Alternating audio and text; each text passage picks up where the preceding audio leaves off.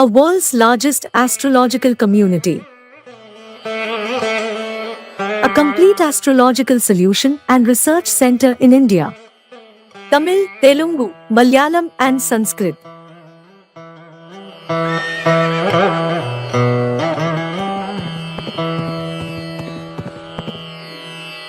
Sahadevar online astro TV. நம் வாழ்வில் ஓர் பூர்ண கடாட்சம். எங்கேயும் எப்போதும் சிறப்புடன் கண்டு மகிழுங்கள். அடுத்து சிறப்பு பேச்சாளராக திருச்செங்கோடு மண்ணின் மைந்தர், நமது எல்லா மனிதனின் உள்ளத்தில் கவர்ந்தவர், தேசிய சிந்தனை பேரவை தலைவர் தீரா திருநாகரசு அண்ணா அவர்களை அன்போடு மேடை கலைக்கிறேன். அண்ணாவை பற்றி சுருங்க சொல்லிடுறேன். சிறந்த சிவபக்தர், சிறந்த பெருமாள் பக்தர். இந்த ரெண்டு பேரும் அவருக்கு பொருந்தும். சிவ தொண்டு செய்யறதுலையும் அவருக்கு நிகர் அவரே, விஷ்ணு தொண்டு செய்யறதுக்கும் அவருக்கு நிகர் அவரே. ஸோ ஒவ்வொரு வருடமும் 1008 சிவ பூஜை செய்து மக்கள் மனதில் நீங்காத இடம் பிடித்தவர் நமது அண்ணா. அவருக்கு இன்னைக்கு கொடுக்கப்பட்ட தலைப்பு பார்த்தீங்கன்னா பத்மாவதி திருக்கல்யாணம். காலையில் நம்ம பார்த்தோம் வள்ளி திருமணத்தோட சிறப்பு என்னன்னு. பத்மாவதி கல்யாணத்தை பற்றி சொல்லணும்னா ஒரே ஒரு விஷயந்தான். அந்தராத்மாவாக இருக்கக்கூடிய நாமெல்லாம் சுவாமியோட ஐக்கியமாகணும் அப்படின்னா அதுக்கு பத்மாவதி திருக்கல்யாணத்தில் அவ்வளோ பொக்கிஷங்கள் சொல்லப்பட்டிருக்கு. அதாவது எந்த திவ்ய தேசத்துக்குமே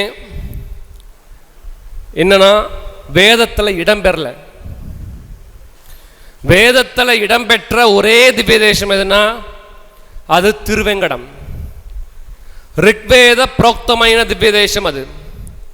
நீங்கள் அது பெருமாள் கோயிலை எடுத்துட்டாலும் சரி, அம்பாள் கோயிலை எடுத்துட்டாலும் சரி, முருகர் கோயிலை எழுதிட்டாலும் சரி, இல்லை புத்த மதத்தில் இருந்தால் எடுத்துட்டாலும் சரி, அதெல்லாம் சர்ச்சைகளாக இருக்கும்.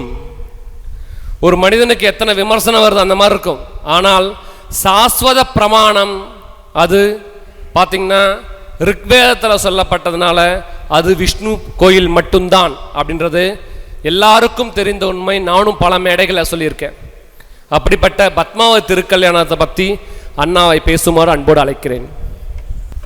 ஸ்ரீய காந்தாய கல்யாண நிதையே நிதையேர்த்தினாம் ஸ்ரீ வெங்கட நிவாசாய ஸ்ரீனிவாசாய மங்களம். இமைப்பொழுதும் நீங்காமல் என்னை இயக்கி கொண்டிருக்கும் சப்தகிரி என்று வழங்கப்படக்கூடிய திருமலை திருப்பதி திருவேங்கடமுடையான் இருக்கும் திசை நோக்கி வணங்கிவிட்டு என்னுடைய உரையை துவங்குகிறேன். தாளாட்டும் பொழுதும் பாலூட்டும் பொழுதும் தமிழ் தாய் எனக்கு தந்தவையோ முத்தங்கள், தமிழின் இனிய சத்தங்கள், தமிழே என் உதடுகள் உதிர்க்கும் வார்த்தைகள் எல்லாம் முன்னால் வந்தவைதான், என் உதிரத்தில் ஓடும் உணர்வுகள் எல்லாம் முன்னால் வந்தவைதான். வணங்குகிறேன் தமிழே, வந்து என் நாவினிலே சங்கமிடு, சங்க நடனமிடு. அவைக்கண் உள்ள பெரியோர்க்கும் என்றுமே எனக்கு துணையிருக்கும் தூய தமிழிற்கும் என் முத்தான முதற்கண் வணக்கத்தை தெரிவித்துக் கொண்டு, பத்மாவதி திருக்கல்யாணம் என்கின்ற ஒரு அற்புதமான தலைப்பை என் தம்பி சிவசூரியன் எனக்கு வழங்கியிருக்கிறார். சகதேவர் பஞ்சபூத ஜோதிட குழு நடத்தக்கூடிய இந்த அற்புதமான ஜோதிட கருத்தரங்கில் பங்கு கொண்டு பேசுவதில் உண்மையிலேயே பெருமையடைகிறேன். திருமேனி விஜயம் ஸ்தலம் செய்த பாக்கியம் என்று சொல்வார்கள். நான் இந்த மண்ணில் பிறந்தவன் என்பதனால் சொல்கிறேன். என் தம்பி சிவசூர்யா திருச்செங்கோட்டில் வந்து இது போன்ற கருத்தரங்கை நடத்துவதற்கு நாங்களெல்லாம் கொடுத்து வைத்திருக்க வேண்டும் என்ற அந்த சிந்தனையோடு இதுக்கெல்லாம் கை தட்டணும். ஆனால் தட்ட மாட்டேன்றீங்க. சாப்பிட்ட மயக்கம், வேறு ஒன்றும் இல்லை. நல்லா திருப்தியாக சாப்பிட்ருக்கோம். முட்டைக்கோஸ் பொரியல் போட்டிருக்காங்க. அந்த மயக்கம் அப்படியே தம்பி என்னமோ பேசுகிறார் அப்படின்னு பார்த்துட்ருக்கேன். திருமேனி விஜயம் ஸ்தலம் செய்த பாக்கியம். ஒரு தலத்திற்கு ஒரு மனிதன் செல்வதால் அந்த மனிதனுக்கு பாக்கியம். சில மனிதர்கள் சில ஸ்தலத்திற்கு செல்வதால் அந்த ஸ்தலத்திற்கே பாக்கியம். இரண்டு விதம் இருக்கிறது. பதவியால் மனிதருக்கு அழகு சில பேருக்கு, மனிதரால் அந்த பதவிக்கே அழகு என்பது சில பேருக்கு. பிரதீபா பாட்டின்னு ஒரு பாட்டி இருந்தாங்க நம்ம இந்தியாவில். பிரதீபா பாட்டீல் அப்படின்னு ஒரு பாட்டி இருந்தாங்க. இந்தியாவினுடைய ஜனாதிபதியாக இருந்தவங்க. அப்படி ஒரு பதவியில் அவர்கள் இருந்ததால் அவர்கள் பெயர் வரலாற்றில் இடம்பெற்று விட்டது. இல்லைன்னா பிரதீபா பாட்டியை பற்றி யாரும் படிக்க போகிறதில்லை. ஆனால் மக்கள் குடியரசுத் தலைவர் டாக்டர் அப்துல் கலாம் என்ற மாமனிதர் அந்த ஜனாதிபதி பதவியில் அமர்ந்ததால் அந்த பதவிக்கே பெருமை கிடைத்ததல்லவா? அதை போல ஒரு சில ஸ்தலங்களுக்கு மனிதர்கள் செல்வதால் அந்த மனிதர்களுக்கு சிறப்பு, ஒரு சில மனிதர்கள் ஒரு சில ஸ்தலங்களுக்கு செல்வதால் அந்த ஸ்தலங்களுக்கே சிறப்பு. திருமலை திருப்பதியை பற்றி சொல்லணும். இந்த லோகத்தில் எத்தனையோ திருப்பதிகள் இருந்தாலும் 108 திவ்ய திருப்பதிகளை நாம் திவ்ய தேசங்கள் என்று அழைக்கிறோம். ஆழ்வார்களால் பாடல் பெற்ற மங்களாசாசனம் செய்யப்பட்ட திருத்தலங்கள். திருவரங்க திவ்ய தேசம் ஸ்தலங்களுக்கெல்லாம் முதன்மையானது. இன்னும் சொல்ல போனால் எல்லா திவ்ய தேசங்கள்லையும் இருக்கக்கூடிய பெருமாளும் பிராட்டியும் மாலை இரவு வேளையில் அந்த அர்த்தஜாம பூஜைக்கு பிறகு எல்லாரும் ஸ்ரீரங்கத்தில் வந்து உறைவதாக இன்றைக்கும் ஐதீகம் உண்டு. ஆக நீங்கள் அர்த்தஜாம பூஜையை ஸ்ரீரங்கத்தில் சென்று சேவித்தால் 108 பெருமாளையும் 108 தாயாரையும் சேவித்த புண்ணியம் உங்களுக்கு உண்டு. அந்த அடிப்படையிலே 11 ஆழ்வார்கள் மங்களாசாசனம் செய்யப்பட்டது திருவரங்கம் திவ்ய திருப்பதி. அதற்கு அடுத்தபடியாக பார்த்தால் திருமலை திருப்பதி 10 ஆழ்வார்கள் மங்களாசாசனம் செய்யப்பட்ட ஒரு இடம் நம்முடைய திருமலை திருப்பதி. 7 ஆழ்வார்கள் மங்களாசாசனம் செய்யப்பட்டது இங்கே இருக்கக்கூடிய கும்பகோணத்தில் இருக்கக்கூடிய சார்ங்கபாணி திருக்கோவில். இப்படி ஒவ்வொரு தேசத்திற்கும் ஒரு மதிப்பு உண்டு. திவ்ய தேசங்களை பற்றி படிக்கின்ற பொழுது 3 விஷயங்களை சொல்றாங்க. என்னென்ன? 1 போக மண்டபம், புஷ்ப மண்டபம், தியாக மண்டபம் என்று சொல்வார்கள். போக மண்டபம் என்பது ஸ்ரீரங்கத்தை குறிக்கிறது. புஷ்ப மண்டபம் என்பது திருமலை திருப்பதியை குறிக்கிறது. தியாக மண்டபம் என்பது காஞ்சிபுரம் வரதராஜ பெருமாளை குறிக்கிறது. ஒரு வைஷ்ணவன் தன்னுடைய வாழ்நாளில் 108 திவ்ய திருப்பதிகளையும் தரிசிக்க வேண்டும் என்ற விதி இருந்தாலும் குறைந்தபட்சம் இந்த 3 திருப்பதிகளையாவது நீங்கள் சேவிக்க வேண்டும். என்னென்ன? ஸ்ரீரங்கம், திருமலை திருப்பதி, காஞ்சிபுரம். இந்த 3ஐயும் பகவான் விரும்பி உரைகிறார். இதில் ஸ்ரீரங்கத்தை எடுத்துக்கிட்டிங்கன்னா 2 நதிகளுக்கு நடுவே ஒரு தீவை பயன்படுத்தி அங்கே வந்து அமர்கிறார் பெருமாள். ஸ்ரீரங்கத்தை பற்றி பேசினாவே ரொம்ப ஆச்சரியம். ராமாயணம் அதுக்கு தான் படிக்கணும்.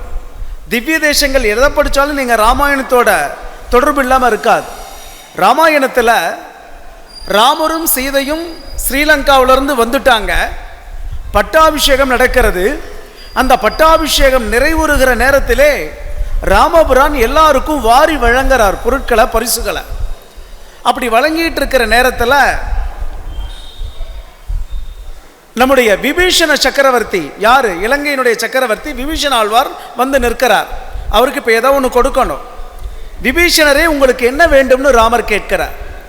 விபீஷணர் சொன்னார், ராமா, இப்படி ஒரு நல்ல குணமுள்ள 16 வகை கல்யாண குணங்களை கொண்ட உன்னை இந்த ரகுவம்சத்திலே பிறக்க வைத்த உன்னுடைய குல தேவதை எனக்கு வேண்டும்னு சொன்னார். அடி வயிற்றுல கை வைக்கிற மாதிரி, ராமா உன்னுடைய குல தெய்வம் எனக்கு வேண்டும்னு சொன்னார். ராமர் பதறி போயிட்டார். என்னடா அது? பொன் கேட்பான், பொருள் கேட்பான், பதவி கேட்பான், நிலங்களை கேட்பான்னு நினைச்சா இவன் என்ன கேட்கிறான்? என்னுடைய இஸ்வாகு குல தனத்தை அல்லவா கேட்கிறான். ஆனாலும் கொடுத்த பொருளை, கொடுத்த சொல்லை, கொடுத்த வாக்கை மீறாதவர் ஸ்ரீராமபுரா. தந்தேன் உனக்கு, ஆனால் ஒரு கட்டளை. எங்கள் இஸ்வாகு குல தனம் எது தெரியுமா? எங்கள் குலதெய்வம் எது தெரியுமா? ஸ்ரீரங்கநாதரும் பிரணவ விமானமும். இதை 2ஐயும் நான் உனக்கு தர்றேன். ஆனால் இதை என்ன பண்ணணும்? நீ வந்து எடுத்துக்கிட்டு போகிற நேரத்தில் எந்த இடத்துலையும் கீழே வச்சிடக்கூடாது. இது எங்கே போகணும்? நேராக ஸ்ரீலங்கா போகணும். ஸ்ரீலங்காவில் போய் நீ வச்சுக்கோ. ஆனால் நடுவில் எங்கேயாவது வச்சேன்னா அந்த இடம்தான் அதனுடைய இருப்பிடமாக மாறிடும். அதனால் என்ன ராமா, 7 கடல் தாண்டக்கூடிய வல்லமை படைத்தவன் இந்த சமுத்திரத்தை தாண்ட மாட்டேனா அப்படின்னு சொல்லி அப்படியே அந்த இஸ்வாகு குலத்தினுடைய தனமான பிரணவ விமானத்தையும் ஸ்ரீரங்கநாதரையும் கையில் ஏந்தி கொண்டு விபீஷணர் பறக்கிறார். அப்படி பறக்கின்ற நேரத்தில் நம்முடைய பிள்ளையார் இருக்காரே, உச்சி பிள்ளையார், திருச்சி மலைக்கோட்டையில் இருக்க உச்சி பிள்ளையாருக்கு ஒரு ஆசை வந்தது. என்னடா, நம்ம இந்தியாவோட சொத்து கடல் தாண்டி பக்கத்து நாட்டுக்கு போகிறது. அன்னைக்கெல்லாம் ஒரே நாடு தான், எல்லாமே சனாதனத்தை பின்பற்றிய நாடுகள் தான். ஸ்ரீலங்காவுக்கு போகுதே, இருந்தாலும் இது இந்த திருச்சியில் இருந்தால் நல்லா இருக்குமே அப்படின்னு சொல்லிட்டு என்ன பண்ணுறார், வேண்டும் என்றே விபீஷனுடைய வயிற்றில் கடமுடான்னு ஒரு ஆற்ற மாதிரி ஒரு உபாதையை கொடுக்குறார். விபீஷணருக்கு உடனடியாக அந்த உபாதையை கழிக்கணும். என்ன பண்ணுறார், கையிலேயே அப்படியே கீழே வச்சுக்கிட்டு இறங்குறார். பிள்ளையார் ஒரு சின்ன பிள்ளையாட்ட போய் பக்கத்தில் நிற்கிறார். ஏ பிள்ளை இங்கே வா, நீ யார்னார், நீ கேட்குறதுலே அர்த்தம் இருக்குன்னார். ஏ பிள்ளை இங்கே வா, நீ யார், பிள்ளை யார், பிள்ளையார் நீ யாருன்னு கேட்டார். நான் இங்கே மாடு மேய்ச்சிட்டு இருக்கிறேன் சுவாமி. சரி, இந்த விமானத்தையும் உள்ளே இருக்க ரங்கநாதரையும் உங்கள்கிட்ட கொடுக்குறேன், சின்னதாக பண்ணி கொடுக்குறேன், நீ கையில் வச்சிரு, நான் இயற்கை உபாதையை முடிச்சுட்டு வர்ற வரைக்கும் இதை வச்சிரு, கீழே இது வச்சிடக்கூடாதுன்னு. உடனே பிள்ளையார் சொன்னார், கீழே வைக்கக்கூடாது அப்படித்தானே அப்படின்னார். ஆமாம், நான் சொல்கிற வரைக்கும் வைக்கக்கூடாது, நீங்கள் சொல்கிற வரைக்கும் வைக்கக்கூடாது அப்படித்தானே. ஆமாம், நீங்கள் ஆமாம் சொல்கிற வரைக்கும் நான் வைக்கக்கூடாது அப்படித்தானே. ஆமாம் அப்படின்னார். அவன் கரெக்டாக மறைவிடத்துக்கு போகிறான். நீங்கள் சொல்கிற வரைக்கும் வைக்கக்கூடாது அப்படித்தானே அப்படின்னார். ஆமான்னு அவன் சொன்னான், டக்குன்னு வச்சுட்டார். பிள்ளையாருக்கு எப்பயுமே சமயோசிதம் அதிகம். நீ ஆமாம் சொல்கிற வரைக்கும் வைக்கக்கூடாது அப்படித்தானே. ஆமாம் ஆமான்னு சொல்லிட்டே வச்சுட்டேன். அதன் மூலமாக நமக்கு கிடைத்தது தான் ஸ்ரீரங்க திவ்ய தேசம். அந்த ஸ்ரீரங்க திவ்ய தேசத்தை கொடுத்த பிறகு பகவானுக்கு ஒரு இருப்பு கொள்ளலை. ஏன், ரெண்டு பக்கம் காவிரியும் கொள்ளிடமும் ஓடினாலும் கூட பகவானுக்கு ஒரு சின்ன விசேஷம் என்ன, காத்திருந்தா பரவாயில்ல, இங்கே காற்று கம்மியாக இருக்கே அப்படின்னு நினைக்கிறார். காற்று வாங்கணும்னு ஆசைப்பட்டார். அதனால தான் இரண்டாவது திவ்ய தேசம் திருக்கோழி. திருக்கோழி எங்கே இருக்கு சொல்கிறவங்களுக்கு பரிசு. இரண்டாவது திவ்ய தேசம் எங்கே இருக்கிறது, திருக்கோழி பேர். உறையூர்லேருந்து துறையூர் போகிற வழியில் இருக்கு. துறையூர் போகிற வழியில் இருக்கு. இன்னும் தெரியலையா, அந்த கோபுரம் இடி விழுந்து பாதி கட்டுமானத்தோடு இருக்கும். திருவெல்லரை புண்டரிகாட்ச பெருமாள். அந்த பெருமாளுக்கு பேர் காற்று வாங்கும் பெருமாள்னு பேர். நீங்கள் சமதளத்தில் இருக்கிற வரைக்கும் உங்கள் வேஷ்டியெல்லாம் கட்டிக்கிட்டு போனீங்கன்னா பத்திரமா இருக்கும். ஒரு 15 படிக்கட்டு ஏறுறீங்கன்னா உங்கள் வேஷ்டியோட தலைப்பு உங்கள் கண்ணை சுத்தப்படுத்தும். அப்போ உங்கள் அந்தரங்கமெல்லாம் வெளிப்படும். அந்த மாதிரியான காற்று அடிக்குமா. அதனால் அந்த பெருமாளுக்கு பேர் காற்று வாங்கும் பெருமாள்னு பேர்.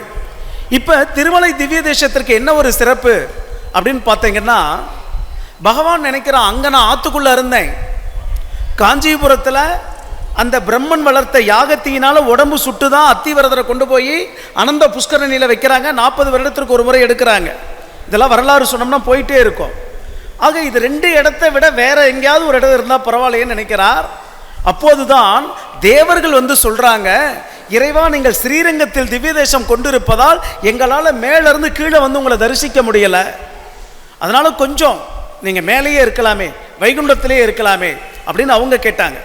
பெருமாளுக்கு ஒரு ஆசை, வைகுண்டமே போயிடலாமான்னு. டக்குன்னு பக்தர்கள்லாம் போய் சொன்னாங்க, பெருமாளே நீங்கள் வைகுண்டத்துக்கு போயிட்டா நாங்கள் இறந்த பிறகு தான் ஒளிநிலையில் வந்து உங்களை தரிசிக்க முடியும், ஆகவே நீங்கள் என்ன பண்ணணும், எங்கள் கூடவே இருக்கணும்னாங்க. ஆக தேவர்களுடைய அந்த கோரிக்கையும் ஏற்க வேண்டும், பக்தர்களுடைய கோரிக்கையும் ஏற்கணும். அதனால 2க்கும் மத்திய பகுதியில் மலை மீது போனார்ன்றது திருப்பதியினுடைய வரலாறு. 2 பேர்த்துக்கும் மத்தியில் வானத்திலிருந்து கொஞ்சம் தேவர்கள் கீழே இறங்கி வந்தால் திருமலை, பக்தர்கள் கொஞ்சம் மேலே ஏறி வந்தால் திருமலை. இந்த திருமலையினுடைய ஒரு சிறப்பு ஹிஸ்டாரிக்கலாக மட்டும் அல்லாமல் விஞ்ஞானபூர்வமாக சொல்கிறேன் பாருங்க. அந்த திருமலை திவ்ய தேசத்தில் அந்த பாறையில் எந்த பகுதியை உடைச்சாலும் சால கிராமத்தின் உள்ளே இருக்கக்கூடிய தோற்றம் தான் தெரிகிறது. எங்கள் வீட்டில் கூட பாறை கொண்டு வந்து வச்சுருக்கோம். இப்போ ஸ்ரீரங்கம் போனீங்கன்னா மண்ணு கொண்டு வந்து வைக்கிற வழக்கம் இருக்கா எனக்கு தெரியாது. காஞ்சிபுரத்தில் அனந்த புஷ்கரணியிலேருந்து தீர்த்தம் கொண்டு வந்து வைக்கிற வழக்கம் இருக்கா எனக்கு தெரியாது. ஆனால் திருமலை திருப்பதிகள் மட்டுமே ஆகாய கங்கை பகுதியிலே போனீங்கன்னா உளி வச்சிருப்பான் ஒருத்தன், போய் ஒரு 10 ரூபாயோ 100 ரூபாயோ கொடுத்தீங்கன்னா உடைச்சு அந்த திருப்பதி திருமலையினுடைய பாறையை ஒரு கட்டி உங்களுக்கு கொடுப்பான். என்ன அர்த்தம், தேவாதி தேவர்களும் வந்து தொழ காத்திருக்கும் அந்த திருமலை திருப்பதியினுடைய ஒரு பகுதி உங்கள் வீட்டிலும் இருக்கிறது, அதனால அந்த பாறை வைக்கணும். சரி, வேற என்ன சிறப்பு? சமீபத்தில் என் தம்பி ஒருத்தர் பேசினார். வாஸ்து சாஸ்திரத்தின்படி வடகிழக்கு பகுதி தாழ்ந்தும் தென்மேற்கு பகுதி உயர்ந்தும் வடகிழக்கு பகுதியில் நீர்மை சம்பந்தப்பட்ட விஷயங்களும் இருக்கணும். அதை போல உலக வரலாற்றில் நண்பர்களை குறித்து வைத்துக் கொள்ளுங்கள், இயல்பாக அந்த மாதிரியான பிரபஞ்சமே வந்து வடகிழக்கு தாழ்ந்தும் தென்மேற்கு உயர்ந்தும் இருக்கக்கூடிய ஒரே கோவில் திருமலை திருப்பதி திருவேங்கடமுடையான் கோவில். இந்த திருமலை திருப்பதி திருவேங்கடமுடையான் கோவிலுக்கு என்ன சிறப்பு? ஸ்ரீவாரி புஷ்கரணி. ஸ்ரீவாரி புஷ்கரணி. காவிரிக்கு என்ன சிறப்பு? கங்கைக்கு என்ன சிறப்பு? கங்கைக்கு என்ன சிறப்பு? லோகத்தில் இருக்கக்கூடிய அத்தனை உயிர்களும் தங்கள் பாவத்தை போக்கிக் கொள்ள கங்கையில் மூழ்க வேண்டும். அந்த கங்கை தன்னுடைய பாவத்தை போக்கிக் கொள்ள ஐப்பசி 1ஆம் நாள் துலா காவிரியில் அந்த வைகரை பொழுதில் காவிரியில் வந்து நீராடுகிறாள். கங்கை தன் பாவத்தை போக்கிக் கொள்வது காவிரியில். சரி, உலகத்தில் இருக்கக்கூடிய அத்தனை தீர்த்தங்களும் தங்கள் பாவத்தை போக்கிக்கொள்ள ஒரு இடத்தை தேர்ந்தெடுக்கிறது. அந்த இடம் எது என்றால் ஸ்ரீவாரி புஷ்கரணி. 66 கோடி தீர்த்தங்கள் அந்த புனித ஸ்ரீவாரி புஷ்கரணியில் கலக்குது. ஒரு கோவில்னு எடுத்துக்கிட்டீங்கன்னா அந்த கோவில்ல ஸ்தல புருஷர்னு ஒருத்தர் இருப்பார். இன்றைக்கு ஸ்ரீரங்கத்தை எடுத்துக்கொண்டால் நம்முடைய ராமானுஜ மகாமுனிகள் அவர்தான் அந்த திவ்ய தேசத்தை இந்த அளவிற்கு சிறப்பாக கொண்டு வந்தார். எங்க திருச்செங்கோடு அதனாரீஸ்வரர் எடுத்துக்கிட்டீங்கன்னா பிரிங்கிமா மகரிஷி 3 கால் முனிவர், அவர்தான் அந்த மேலே இருக்கக்கூடிய அதனாரீஸ்வரர் திருமேனியை உருவாக்குகிறார். அவர்தான் இந்த கோவிலை கட்டமைத்தவர். பழனியை எடுத்துக்கொண்டால் போகர், பழனி எடுத்துக்கிட்டா போகர், மருதமலை எடுத்துக்கிட்டா பாம்பாட்டி சித்தர், ராமேஸ்வரத்தை எடுத்துக்கிட்டீங்கன்னா பதஞ்சலி மாமுனிவர். இப்படி பல்வேறு முனிவர்கள் ஸ்தல புருஷர்களாக இருப்பார்கள். அப்படி திருமலை திருப்பதியில் யாராவது இருக்கிறார்கள் என்று சொன்னால் கொங்கண மகரிஷி. சொல்லுங்க, கொங்கண மகரிஷி. இந்த கொங்கண மகரிஷி திருமலையிலே அடக்கமாயிருக்கிறார். எங்க அடக்கமாயிருக்கார்? கருவறைக்கும் ஸ்ரீவாரி புஷ்கரணிக்கும் நடுவில் அந்த ஸ்ரீவாரி புஷ்கரனுடைய படிக்கட்டுகளில் ஏதோ ஒரு படிக்கட்டுகளில் அவர் அமர்ந்திருக்கிறார். சில பேர் கருவறைங்கிறாங்க, ஆனால் எனக்கு தெரிந்த வகையில் அந்த படிக்கட்டில் அவர் இருக்கார். இன்றைக்கும் பெருமாளுக்கு திவ்ய தேசம் திருமஞ்சனம் நடக்கிற நேரத்தில் அந்த திருமஞ்சனத்தை தெளித்து கொள்ளக்கூடிய வசதி இருக்கக்கூடிய 2 கோவில்கள். ஒன்று திருவகிந்தபுரம் தேவநாத பெருமாள். நடுநாட்டு திருப்பதிகளில் திவ்ய தேசத்தில் ஒன்னே ஒன்று எது? திருவகிந்தபுரம் தேவநாத பெருமாள். அங்கே தான் ஹயக்கிரீவருக்கு தனியாக ஒரு மலைக்கோவில் இருக்கிறது. அந்த ஹயக்கிரீவருக்கு பேனாவையும் நோட்டுகளையும் வைத்து வழிபட்டால் உங்கள் குழந்தைங்க நல்லா இருக்கும். தமிழ்நாட்டில் பேனா பென்சில் வச்சு வழிபடக்கூடிய இடங்கள் 2. ஒன்று திருவகிந்தபுரம், இன்னொன்று கூத்தனூர் சரஸ்வதி பெருமாள். சரஸ்வதியை போய் கும்பிடணும் பூந்தோட்டத்துக்கு பக்கத்தில். அப்படி அந்த தேவநாத பெருமாள் கோயிலில் என்ன ஒரு சிறப்புன்னா, அந்த தேவநாத பெருமாளுக்கு தினந்தோறும் திருமஞ்சனம் நடக்கும் அல்லவா, அந்த திருமஞ்சனம் எல்லாம் போய் ஒரு அழகான ஒரு கிணத்தில் சேமிக்கிறார்கள். கிணத்துல சேமிக்கிறாங்க. அந்த கிணத்துக்கு பேரு திருமஞ்சன தைல கிணறுன்னு பேர். திருமஞ்சன தைல கிணறு. அந்த கிணத்து தீர்த்தத்தை நீங்கள் அப்படியே பிரதட்சணம் பண்ண முடியாது, சம்பிரோக்ஷணம் பண்ண முடியாது. என்ன பண்ணுவாங்க? ஒரு நீண்ட கயிறை உள்ள விட்டு அந்த கயிறை எடுத்து அந்த கயிறில் எடுத்து நீங்கள் சம்பிரோக்ஷணம் பண்ணிக்கலாம். அப்படி திருமலை திருப்பதியில் ஏதாவது ஏற்பாடு இருக்கிறதா? இருக்கிறது. பெருமாளுக்கு மற்ற திவ்ய தேசங்களில் பெருமாளுக்கு தினந்தோறும் திருமஞ்சனம் உண்டு, அபிஷேகம் உண்டு. ஆனால் எங்கப்பம் குடிகொண்டு இருக்கக்கூடிய திருமலை திருப்பதியில் வாரத்தில் வெள்ளிக்கிழமை மட்டுமே சுக்கிரவார அபிஷேகம் உண்டு. மற்ற நாட்களில் எல்லாம் அவர் பாதத்திலே போடப்பட்டிருக்கக்கூடிய அந்த கவசங்களை களைந்துவிட்டு யானை மீது வரக்கூடிய தங்க கலசத்திலிருந்து வரக்கூடிய ஆகாய கங்கையிலிருந்து கொண்டு வரப்படக்கூடிய அந்த தீர்த்தத்தின் மூலம் பாதத்திற்கு மட்டுமே அபிஷேகம். ஆனால் பெருமாளுக்கு வெள்ளிக்கிழமை பூரண அபிஷேகம் நடைபெறும். அப்படி வெள்ளிக்கிழமை பூரண அபிஷேகம் நடக்கிற நேரத்தில் அந்த அபிஷேக தீர்த்தமானது ஒரு சிறிய தாரை வழியாக என்ன அந்த ஸ்ரீவாரி புஷ்கரணியில் சென்று சேர்கிறது. சேரு அந்த தீர்த்தத்தை தான் நாம் கும்பிடுறோம், வழிபடுறோம், குளிக்கிறோம். திருமலை திவ்ய தேசத்திற்கு செல்ல வேண்டும் என்று சொன்னால் ஒரு சில ஐதீகங்களை பின்பற்ற வேண்டும். என்ன? முதல்ல பத்மாவதி தாயாரை போய் பிரார்த்தனை பண்ணணும், கும்பிடணும். நான் சொல்லுவேன், நிறைய பேர் என்கிட்ட கேட்பாங்க, ஐயா நாங்கள் திருப்பதி போகலான்னு இருக்கோம், உங்களுக்கு தெரிஞ்சவங்க நிறைய பேர் இருக்காங்க, எங்களுக்கு ஏதாவது லெட்ரு கொடுங்கன்பாங்க. நான் சொல்லுவேன், லெட்ரு கொடுக்கக்கூடிய ஒரே அத்தாரிட்டி பர்சன் எங்கள் அம்மா பத்மாவதி மட்டும்தான். பத்மாவதியை தவிர வேறு யாரும் லெட்ரு கொடுக்க முடியாது. அதனால் நீ ஒன்று பண்ணு, புறப்படும் போது பத்மாவதி தாயாருக்கு ஒரு 101 ரூபா காணிக்க வச்சு, அம்மா என்னோட பயணம் நல்லா இருக்கணும்னு வேண்டிக்கிட்டு போ, உனக்கு உதவி கிடைக்கும்னு சொல்லுவேன். அதை போலவே பத்மாவதியை வேண்டி சென்றால் அங்கே திவ்ய தரிசனம் உண்டு. நீங்கள் திருப்பதி போனீங்கன்னா முதல்ல வழிபட வேண்டிய தேவதை திருச்சானூரில் இருக்கக்கூடிய பத்மாவதி தாயார். இந்த பத்மாவதி தாயார் யார்? ஸ்ரீதேவியா, பூதேவியா, நிலாதேவியா, கமலவல்லி தாயாரா? இப்படி பல கேள்விகள் உண்டு. ஆனால் நான் சொல்கிறேன், பத்மாவதி தாயார் சாக்ஷாத் ஸ்ரீதேவியும் பூதேவியும் இணைந்த கலவை. அவர்தான் பெருமானின் பிராட்டி. ராமாயணத்தில் எல்லாத்துக்கும் ராமாயணத்தை தான் இழுத்தாகணும். ஏன் ராமாயணம் இல்லாமல் இந்த இந்த இந்த சனாதன தர்ம நாட்டிலே எந்த ஒரு இடத்துலையும் உங்களுக்கு சான்று கிடைக்காது. அதில் மட்டும்தான் உண்டு. ராமாயணத்தில் சீதாதேவியை தீக்குளிக்க சொன்னதாக ஒரு வரலாறு உண்டு, ஒரு செய்தி உண்டு. ராமர் மிகவும் தர்ம சங்கடத்திற்கு ஆளான பகுதி ரெண்டு ராமாயணத்தில். ஒன்று, வாலியை மறைந்திருந்து தாக்கினார். அதுக்குள்ள நான் போக விரும்பல, அது வேற, அதுக்கு நான் விளக்கம் கொடுக்குறேன்.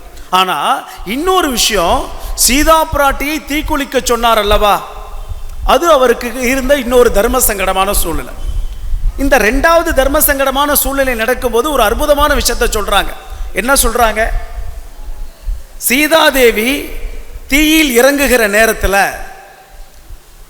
தீயிலிருந்து வெளிப்படும் போது கம்பர் எழுதுற, அந்த அம்மா ஏற்கனவே சாதாரணமாக இருந்தாங்க. குரங்குகள் எல்லாம் பார்த்துதான், என்னடா இந்த ராமர் இவ்வளோ பெரிய போர் நடத்துறாரு, 18 நாட்கள் 18 மாதங்கள் இவ்வளோ போர் நடத்துகிற அளவுக்கு அந்த அம்மா என்ன அழகி அப்படின்னு போய் பார்த்தாங்களாம். சீதையை பல்லக்கில் வச்சு கொண்டு வந்தாங்களாம். அப்போ ராமர் உத்தரவிடுகிறார், என்னுடைய மனைவி சீதையை நடக்க வைத்து கூட்டி வாருங்கள், அத்தனை வானரங்களும் தரிசிக்கட்டும்னு. அப்போ எல்லா வானரங்களும் போய் நின்று பார்த்து தான் சீதா மாதாவை. சீதா மாதா இறங்கி நடந்து வர்றாங்க. அப்போ 2 குரங்குகள் பேசிக்கொண்டதா. என்ன பேசிக்கொண்டது?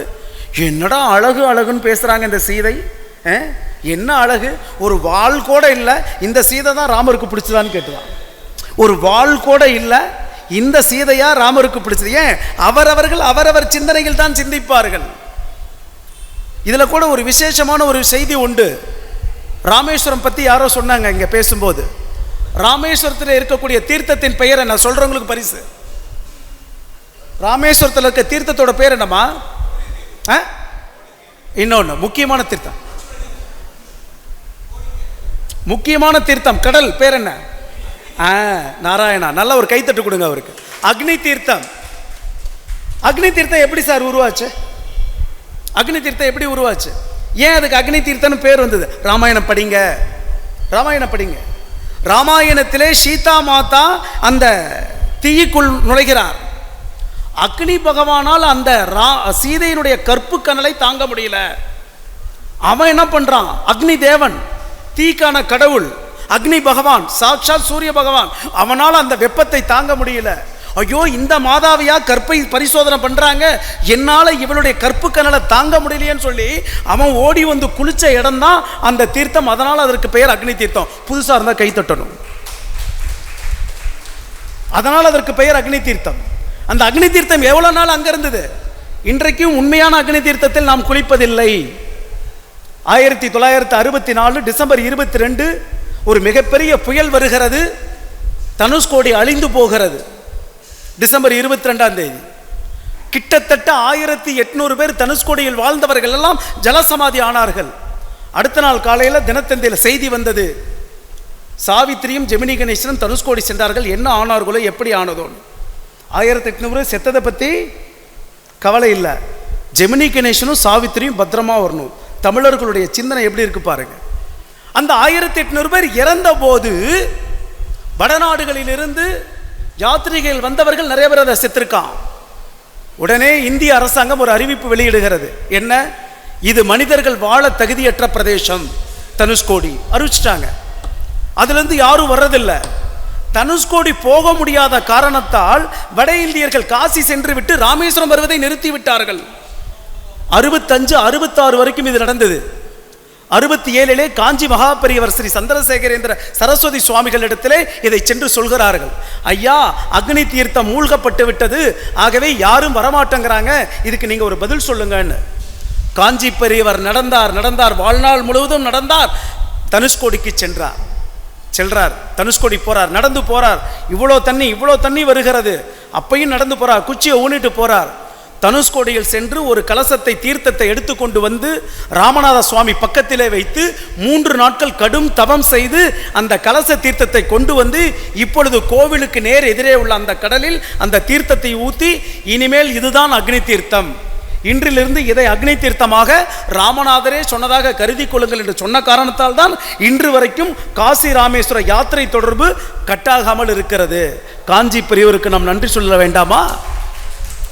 அப்படிப்பட்ட அந்த சீதா மாதா அந்த சிறைக்குள்ள போகும்போது வேகவதி என்ற பெண் தான் உள்ளே நுழைந்தால். ராமாயணத்தில் நிறைய சேர்க்கைகள் உண்டு. எங்க அத்திரி முனிவருடைய ஆசிரமத்திலே சீதையும் ராமரும் சாப்பிட்டு கொண்டிருக்கிறார்கள். அத்திரி முனிவருடைய மனைவி அனுசூயா தேவி சீதையை மட்டும் தனியாக கூப்பிடுகிறார். கூப்பிட்டு, ஹே பெண்ணே, உன்னிடத்தில் இருக்கக்கூடிய நகைகளை எல்லாம் கலட்டி ஒரு துணியில் கட்டி வைத்துக்கொள், நான் கொடுக்கக்கூடிய இந்த நவரத்ன மாலையை அணிந்து கொள். இது என்னுடைய தந்தை ஜனகர் கொடுத்தது, என்னுடைய மாமனார் விட்டு சொத்து எதையும் நான் எடுத்து வரவில்லை, ஏன் என்னை இதை அணிய சொல்கிறீர்கள்? ரிஷி பத்தினி சொன்னால் ஏதோ ஒரு காரணம் இருக்கும், தயவு செய்து உன்னுடைய அணிகலன்களை கலட்டி வைத்துவிட்டு நவரத்ன மாலையை போடு என்று சொல்லுகிறார். எப்பொழுது நவரத்ன மாலை சீதையினுடைய கழுத்திற்கு வந்ததோ அப்பொழுதே சீதை என்னும் உண்மையான உருவம் மறைந்து வேகவதி என்னும் பெண்தான் அங்கே வந்தாள் என்பது பல ராமாயணங்களில் குறிப்பிடக்கூடிய ஒரு செய்தி. கம்பனில் இல்லை, வால்மீகியில் இல்லை, எழுத்தச்சு துஞ்சத்து எழுத்தச்சன் எழுதின ராமாயணத்திலும், அபூர்வ ராமாயணத்திலும், தீட்சிதர் ராமாயணத்திலும், துளசிதாசர் எழுதிய ராமாயணத்திலும் இது போன்ற பல குறிப்புகள் என்னால் காட்ட முடியும். அப்ப வேகவதிங்கிற பெண் தான் சீதைக்கு பதிலாக அந்த மணியை அணிந்து கொண்டு போகிறாள் அப்படிங்கிறது ஒரு செய்தி. இப்ப சீதை ஏன் அந்த நவரத்ன மாலையை போட்டாங்க? ராவணனுடைய அந்த புறத்திலே அசோகவனத்திலே 11 மாதங்கள் சிறை வைக்கப்பட்ட சீதை அங்கு பச்சை தண்ணீரை கூட அருந்தவில்லை என்பது வால்மீகி ராமாயணத்து செய்தி. பச்சை தண்ணி கூட குடிக்காம ஒரு பெண்ணால் இருக்க முடியுமா? இருக்க முடியாது. எப்படி இருந்தார்? அப்பொழுதுதான் வால்மீகி சொல்கிறார், அத்ரி முனிவருடைய மகரிஷி மனைவி சகதர்மினி அனுசூயா தேவி கொடுத்த அந்த நவரத்ன மாலை பசியை தூண்டாது, தாகத்தை தூண்டாது, காமத்தை தூண்டாது. இந்த மூன்றையும் அணிந்து கொண்டால் இதெல்லாம் செய்யும். ஆக காரணம் இல்லாமல் காரியமில்லை. சரி, அந்த வேகவதி மறைந்து எப்பொழுது சீதை வெளிப்படுகிறாள் என்று சொன்னால் அந்த அக்னி பிரவேசத்தின் போது. அந்த வேகவதி ராமனுடைய பட்டாபிஷேகத்திலே வந்து கலந்து கொள்கிறாள். அப்ப சொல்றா ராமரை பார்த்து, ஹே ராமா, சில காலம் உன்னோடு நான் சம்பந்தம் வைத்திருந்தேன், நீ என்னை தொடவில்லை, ஆனாலும் நான் உனக்கு மனைவியாக நடித்திருந்தேன், எனக்கு இதை உண்மைப்படுத்து. நான் உனக்காக, உன்னுடைய மனைவிக்காக, உன்னுடைய மனைவியினுடைய கற்புக்காக தீயிலெல்லாம் இருந்து வந்தேன் அல்லவா, எனக்காக ஏதாவது செய், உன்னை திருமணம் செய்து கொள்ள வேண்டும் என்று கெஞ்சுகிறார். ராமர் சொல்கிறார், இந்த பிறவியிலே நான் ஏகபத்தினி விரதன், ஆகவே உன்னை திருமணம் செய்து கொள்ள முடியாது. நிச்சயமாக சொல்கிறேன் வேகவதி, அடுத்த பிறவியில் நீ பத்மாவதியாக பிறப்பாய், உன்னை நான் வந்து திருமணம் செய்து கொள்கிறேன் என்று சொல்லி அந்த வேகவதி தான் பத்மாவதி தாயாராக ஆகாசராஜனுடைய அந்த மன்னனுடைய ஏற்கலப்பையிலே பிறந்தாள். எப்படி சீதை மண்ணிலிருந்து பிறந்தாளோ, ஜனக்பூர் இன்னைக்கு நேபாளத்தில் இருக்கு, சீதை பிறந்த இடம் இதுதான் நம்மளால சுட்டி காட்ட முடியும். சீதை இந்த இடத்தில் தான் மண்ணுக்குள் சென்றால். எங்க? உத்தரப்பிரதேசத்தில் பிரயாக்ராஜில் திரிவேணி சங்கமத்தில் இருந்து காசி போற வழியில சீதா மகிங்கிற ஒரு இடத்துல சீதை மண்ணுக்குள் சென்ற சீதா சமாதினே இடம் இருக்கு. சீதை இந்த இடத்தில் தான் வில்லூண்டி தாகம் கெடுத்தது, வில்ல ஊனி ராமர் தீர்த்தம் கொடுத்தார், வில்லூண்டி தீர்த்தத்தை பார்க்கிறோம். இந்த லோகத்திலே, இந்த இந்துஸ்தானத்திலே ஆயிரக்கணக்கான உதாரணங்களை ராமாயணம் நடந்தது என்பதற்கு நம்மால் காட்ட முடியும். அப்படி வேதவதி சீதையாக பத்மாவதியாக பிறக்கிறார். இதே இடத்துல இன்னொரு விஷயம் வருது. என்னது? ராமாயணத்தில் பாலம் கட்டணும் முடிவு பண்ணாங்க. ராமாயணத்தில் பாலம் கட்டுறாங்க சுவாமி, நீங்கள் ஜோதிடர்கள் அவசியம் தெரிஞ்சுக்கணுங்கிறதுக்காக சொல்கிறேன். அப்படி ராமாயணத்தில் பாலம் கட்டுகிற நேரத்தில் 2 செய்தி சொல்கிறேன். ஒன்று ஜோதிடர்களுக்காக, ஒன்று ஸ்பிரிச்சுவல் ஸ்பீக்கருங்கிறதுனால. ஆஞ்சநேயர் மேலே இந்த சனி பகவானுக்கு ஒரு பெரிய கண்ணு. என்ன கண்ணு? இந்த ஆஞ்சநேயரை நாம் பிடிக்கணும். சிவனை கூட பிடிச்சிட்டார். இந்த ஆஞ்சநேயரை பிடிக்கணும். பிள்ளையார் ஏமாத்திட்டார், இன்று போய் நாளை வேணும் ஏமாத்திட்டார். ஆஞ்சநேயரை பிடிக்கணும். ஆஞ்சநேயர் ஒவ்வொரு முறையும் போய் கேட்பார், ஏ ஆஞ்சநேயா வா உன்னை பிடிக்கிறேன். சனி பகவான் ஆஞ்சநேயர் சொல்லுவார், ஏ அப்பா ராமருடைய காரியத்தில் நான் இருக்கேன், இந்த நேரத்தில் என்னை பிடிக்காத, நானே உனக்கு நேரம் ஒதுக்கி தரேன், அப்போ வந்து என்னை பிடிச்சிக்கோ அப்படின்னா. ஆனாலும் நான் மறந்துடுவேன், அடிக்கடி ஞாபகப்படுத்துனார். அதெல்லாம் ஞாபகப்படுத்துறேன், அதெல்லாம் கரெக்டாக பண்ணுவேன் நான் அப்படின்னு ஒவ்வொரு முறையும் அந்த சனி பகவான் போய் ஆஞ்சநேயரை கேட்டுக்கிட்டே இருப்பார். ஆஞ்சநேயர் யோசிச்சுட்டே இருந்தார், இவனுக்கு ஒரு தக்க பாடம் போட்டுன்னு சொல்லி கரெக்டாக ராமருக்கான பாலம் கட்டி கொண்டிருக்கிறார்கள். எங்க விந்திய சாத்பூரா மலைகளிலிருந்து பாறைகள், கடின பாறைகளை, பெரிய பாறைகள், நர்மதைக்கும் தபதிக்கும் நடுவே இருக்கக்கூடிய அந்த விந்திய சாத்பூரா மலைகள்ல இருந்து பாறையை கொண்டு வந்துட்டு இருக்காங்க. அந்த பாறையெல்லாம் எடுத்துட்டு வந்து வைக்கிறாங்க சமுத்திர கரையில. அந்த நேரத்தில் சனி பகவான் போய் கேட்கிறார், ஆஞ்சநேயா உன்னை பிடித்து கொள்ள எப்பொழுது வரட்டும்னார். இப்போ வந்து எனக்கு வந்து வேலை இல்லை, அதனால் இப்போ நீ என்னை பிடிக்கலாம், நான் பாலம் தான் கட்ட போகிறேன், நீ பிடிக்கலாம். சரி நான் எங்கே பிடிக்கட்டும்? ஏன்னா சில பேர்த்துக்கு கெண்டகாலில் பிடிப்பேன், சில பேர்த்துக்கு வந்து கண்டத்தில் பிடிப்பேன், உன்னை எங்கே பிடிக்கட்டும்னா. என்னுடைய கரங்கள் ராமர் வேலை செய்து கொண்டிருக்கிறது, என்னுடைய கால்கள் ராமர் பணிக்காக நடந்து கொண்டிருக்கிறது, என்னுடைய தோள்களும் அப்படியே. அதனால் எனக்கு மீதி இருக்கக்கூடிய ஒரே இடம் தலை மட்டும்தான், தலையை பிடிச்சிக்கோன்னு. இவருக்கு ரொம்ப சந்தோஷம், ஆஹா ஆஞ்சநேயருடைய தலையை பிடித்து விட்டோம்னு சொல்லி தலையில் ஏறி உட்காந்து பிடிச்சி ஆட்ட ஆரம்பித்தார். எங்கப்பா ஆஞ்சநேயன் சாதாரண ஆளா? மனோஜபம் மாருத துல்லிய வேகம் ஜிதேந்திரியம் புத்திமதாம் வரிஷ்டம் வாதாத்மஜம் வானர யூத முக்கியம் ஸ்ரீ ராமதூதம் சிரசான மாமின்னு சொல்றவனாச்சே. அவன் என்ன பண்ணான், அந்த பாறை தூக்கி தலைமையில வச்சான். இவன் தலையில இருக்கான், அவர் அந்த பாறை தூக்கி வச்சார். இன்னும் நிறைய பாறை வச்சார். சனினால முடியல, ஐயோ என்னை விட்டுருனார். நீ பிடிச்சா 7.5 வருஷம் பிடிக்கணும், நான் விட மாட்டேன். நீ ஒரு ஐயோ என்னை விட்டுருன்னு கெஞ்சி கதறி, உன்னை மட்டும் இல்லை உன்னை கும்புறவனை கூட நான் பிடிக்க மாட்டேன், ஓடின ஓட்டம் தான். இன்ன வரைக்கும் ஆஞ்சநேயரை ஒன்றும் பண்ண முடியல. இது அந்த கதைகளிலே வருகிறது, ராமாயண கதையில் வருது. சரி, ஸ்பிரிச்சுவல் ஸ்பீக்கர் நான் ஒன்று சொல்லணும் இல்லையா? இந்த பாறைகள் எல்லாம் தூக்கிட்டு வந்து பாலம் கட்டி முடிச்சாச்சு. மீதி பாறைகள் நிறைய இருக்கு. எங்க இருக்கு? அந்த சமுத்திரத்தினுடைய கரைகள்ல இருக்கு. ஆனால் ஆஞ்சநேயருக்கு ஒரு விஷயம் என்ன தெரியுமா? எடுத்த பொருளை எடுத்த இடத்தில் வைக்க வேண்டும் என்ற சிந்தனை கொண்டவன் ஆஞ்சநேயர். அவன் என்ன சொன்னா, ராமர் வந்து புறப்படலாம், போர் எடுத்துட்டு புறப்படலான்னார். அப்பா ஒரு நிமிஷம் இருங்க, இந்த கல்லெல்லாம் மீண்டும் கொண்டு போய் வைக்கணும், இந்த கல்லெல்லாம் கொண்டு போய் வைக்கணும், மறுபடியும் அதே இடத்துல வைக்கணும். அப்படி ஆஞ்சநேயர் ஒரு பாறையை தூக்கிட்டு வருகிற நேரத்தில் அந்த பாறை சொல்லுச்சு, எதுக்குடா நான் இங்கே இருக்கும்போது என்னை தூக்கிட்டு போகிறேன்னு கேட்டது. ஆஞ்சநேயர் சொன்னார், ராமருடைய பணிக்காக உன்னை எடுத்து சொல்கிறேன். அப்படியா? ராமருடைய திருவடி தரிசனம் என் மீது படுமா? கண்டிப்பாக படும், நிச்சயமாக படும், நான் சொல்கிறேன். டேய், ராமரோட சுண்டு வரலாது என் மேலே படாதான்னு நான் நினச்சிக்கிட்டு இருக்கேன், ராமருடைய திருப்பாதங்களே என் மேலே படுதா, ரொம்ப சந்தோஷம். ஆனால் ஒரு விஷயம், ஆஞ்சநேயரை பிடிச்சிக்கிச்சு அந்த மலை. எனக்கு ராமர் திருவடி தரிசனம் கொடுக்கப்படவில்லை என்றால், அல்லது நான் கேட்ட சுண்டுவரல் தரிசனமாவது கொடுக்கப்படலைன்னா உன்னை பிடிச்சி வச்சுக்கோன்னு சொல்லிச்சு. அதெல்லாம் ஒன்றும் இல்லை, நான் சொல்கிறேன், உன்னை கண்டிப்பாக கூட்டிகிட்டு போகிறேன்னு சொன்னார். இப்போ அந்த பாறையானது பயன்படுத்தப்படவில்லை, எதாச்சியா இயல்பாக நடந்துருச்சு. மற்ற பாறைகள் எல்லாம் முடிச்சாச்சு, மீதி பாறைகளோட அந்த மலையும் இருக்கு. இப்போ ராமபுரான் ஒரு வந்து கேட்குறார், நம்ம போருக்கு போகலாங்கிறார். இவர் எடுத்த பொருளை கொண்டு போய் வைக்கணுங்கிறார். உடனே ராமர்கிட்ட சொல்லி ஆஞ்சநேயர் ஒரு போட்டி வைக்கிறார். எல்லா வானர் வீரங்களும் வாங்க, நீங்கள் எல்லாரும் என்ன பண்ணுறீங்க, இந்த கற்களை பலம் கொண்ட மட்டும் தூக்கி வீசணும், எக்காரணத்தை கொண்டும் சமுத்திர எல்லை பகுதிக்குள்ளே அந்த கல் இருக்கக்கூடாது, அந்தந்த கல் எல்லாமே ஒரே இடத்துல போய் விழணும்னு. அத்தனை வானரங்களும் சமபலம் படைத்த காரணத்தால் அத்தனை கற்களும் ஒரு இடத்தில் போய் குவிந்தது, ஒரு இடத்துல போய் குமிச்சுது. அப்படி குவிந்த இடங்கள் எது தெரியுமா? யாருக்கும் இங்கே சிந்தனை இல்லை, பரவாயில்ல. அந்த குவிந்த இடங்கள் எது தெரியுமா? செஞ்சி. செஞ்சியில் போனீங்கன்னா சின்ன சின்ன கற்கள் தான் மலைகளாக இருக்கும். அந்த சின்ன சின்ன கல்லை எடுத்துட்டிங்கன்னா மலையே இருக்காது. அப்படிப்பட்ட அந்த சமயத்தில் அந்த பாறை ஆஞ்சநேயரை பிடிச்சிக்கிச்சு. என்னடா சொன்ன, ராமருடைய திருவடி தரிசனம் கிடைக்குமா? ஏண்டா அவனோட சுண்டு விரல் கூட என் மேலே படலை, என்னடா நினச்சிட்டு இருக்க நீ, ராம பக்தன் வேற சொல்லிட்டு இருக்க அப்படின்னு. ஆஞ்சநேயர் சொன்னார், அப்பா நான் என்னை மன்னிச்சுடு, நான் பண்ணது தப்பு தான். ஆனால் ஒன்று, இந்த பிறவி இல்லைனாலும் சரி, இன்னொரு பிறவியிலையாவது உனக்கு அது கிடைக்கணும்னு சொல்லி நான் ராமபிரான்ட்ட வேண்டிக்கிறேன். டேய், இப்போ சொல்கிறேன், இந்த பிறவி இல்லை, எந்த பிறவியிலாவது ராமபிரானுடைய சுண்டு விரல் என் மீது பட வேண்டும், அப்படி படாவிட்டால் ஆஞ்சநேயர் பொய், ராமர் பொய், ராமரின் சத்தியம் பொய்ன்னு சொல்லுச்சு. வாய்க்கு வந்தபடியெல்லாம் பேசாத, ராமர் பொய்யெல்லாம் சொல்லாது, நான் பொய்யை ஏத்துக்கிறேன், ராமரை சும்மா என்னடா வாய் பேசுற, வாய் சொன்ன சொல்ல காப்பாற்ற முடியல, உனக்கு என்னடா வாயின்னு. இதை போய் ராமர்கிட்ட ஆஞ்சநேயர் சொல்றார், பகவானே நான் கொடுத்த சத்தியத்தை மீறிட்டேன், என்னால் முடியலன்னு. ராமர் சொன்னார், நீ என்ன சொன்ன? ஒரு பிறவி எடுத்தாவது தன் பக்தனுடைய பேச்சை காப்பாற்றுவான்னு சொன்ன இல்லையா?